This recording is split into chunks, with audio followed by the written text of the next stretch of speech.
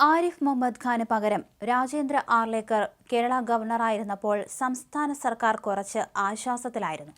തുടക്കത്തിൽ ഗവർണറുമായി ഊഷ്മളമായ ബന്ധത്തിലായിരുന്നു സർക്കാർ.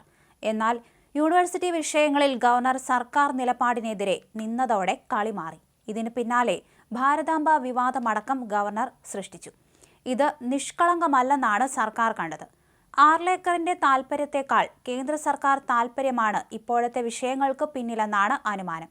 ഇതിനിടെ ഗവർണറും സർക്കാരും തമ്മിലുള്ള പോര് മുറുകുമെന്നാണ് പുറത്തുവരുന്ന സൂചനകൾ. ഗവർണറുടെ സുരക്ഷയ്ക്കായി രാജ്ഭവൻ ആവശ്യപ്പെട്ട പോലീസ് ഉദ്യോഗസ്ഥരുടെ പട്ടിക സർക്കാർ വെട്ടി. സുരക്ഷയ്ക്ക് നിയോഗിച്ച 6 പോലീസുകാരെയാണ് ഒഴിവാക്കിയത്. നിയമന ഉത്തരവിറങ്ങി 24 മണിക്കൂറിനു ശേഷമാണ് ഉത്തരവ് റദ്ദാക്കിയത്. തന്റെ സുരക്ഷയ്ക്കായി നിയോഗിക്കേണ്ട പോലീസുകാരുടെ പട്ടിക DGP കാണാനെത്തിയപ്പോൾ ഗവർണർ കൈമാറിയിരുന്നു. 6 പേരുടെ പട്ടികയാണ് കൈമാറിയത്. ഇവരാണ് ഗവർണറുടെ ഒപ്പം സഞ്ചരിക്കേണ്ടത്. പട്ടിക ബന്ധപ്പെട്ട ഉദ്യോഗസ്ഥർക്ക് DGP കൈമാറി.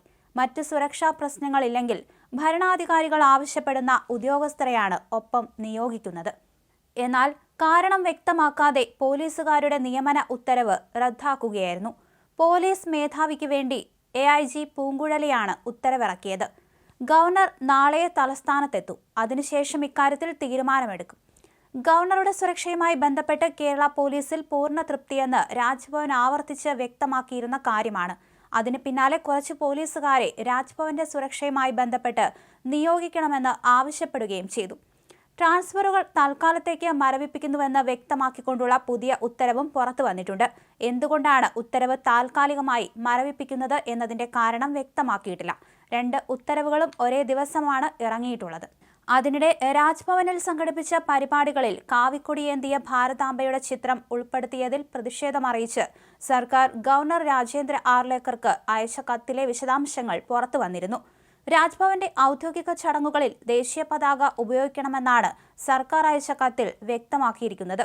ദേശീയ പതാകയോ ദേശീയ ചിഹ്നമോ അല്ലാതെ മറ്റൊന്നും ഉണ്ടാവില്ല എന്ന് ഉറപ്പാക്കണം. ഗവർണർ ഉദ്യോഗസ്ഥർക്ക് ആവശ്യമായ നിർദ്ദേശം നൽകണമെന്നും കത്തിൽ ആവശ്യപ്പെടുന്നു. 1947 ഭരണഘടനാ അസംബ്ലിയിലെ ചർച്ചയെ ഉദ്ധരിച്ചാണ് കത്തിൽ സർക്കാരിന്റെ വിശദീകരണം.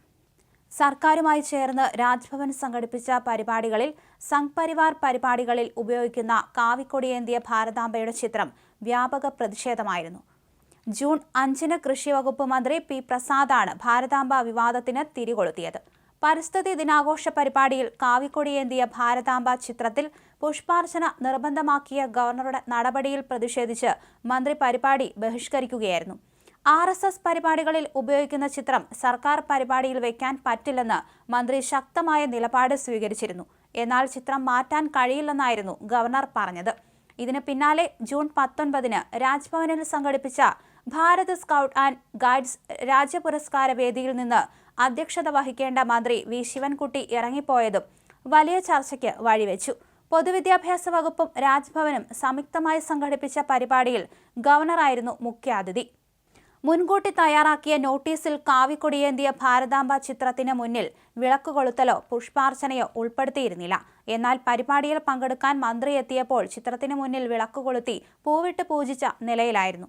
അധ്യക്ഷ പ്രസംഗത്തിൽ ഗവർണർക്കെതിരെ രൂക്ഷ വിമർശനം ഉന്നയിച്ച മന്ത്രി കുട്ടികളെ അഭിനന്ദിച്ച ശേഷം വേദി വിടുകയായിരുന്നു. തുടർന്ന് പല ഘട്ടങ്ങളിലും മാധ്യമങ്ങളെ കണ്ട മന്ത്രി ഗവർണർക്കെതിരെ നിലപാട് കടുപ്പിച്ചിരുന്നു. കാവിക്കൊടിയേന്തിയ ഭാരതാംബ വിവാദം അവിടെയും തീർന്നില്ല. അടിയന്തരാവസ്ഥയുടെ 50ാം വാർഷികവുമായി ബന്ധപ്പെട്ട് കേരള സർവകലാശാലയിൽ ശ്രീ പത്മനാഭസ്വാമി സേവാഭാരതി സംഘടിപ്പിച്ച പരിപാടിയിൽ ഇതേ ചിത്രം ഉപയോഗിച്ചത് SFIയുടെയും KSUവിന്റെയും പ്രതിഷേധത്തിന് കാരണമായി. പരിപാടിക്ക് അനുമതി നൽകുന്നതിന് മുന്നോടിയായി കാവിക്കൊടിയേന്തിയ ഭാരതാംബ ചിത്രം ഉപയോഗിക്കരുത് എന്നതടക്കം സർവകലാശാല രജിസ്ട്രാർ നിർദ്ദേശം നൽകിയിരുന്നു. എന്നാൽ സംഘാടകർ നിബന്ധനകൾ പാലിച്ചില്ലെന്ന് മാത്രമല്ല പരിപാടിയുമായി മുന്നോട്ടു പോവുകയും ചെയ്തു. ഇതിനെതിരെ രജിസ്ട്രാർ രംഗത്ത് വന്നെങ്കിലും ഫലമുണ്ടായില്ല.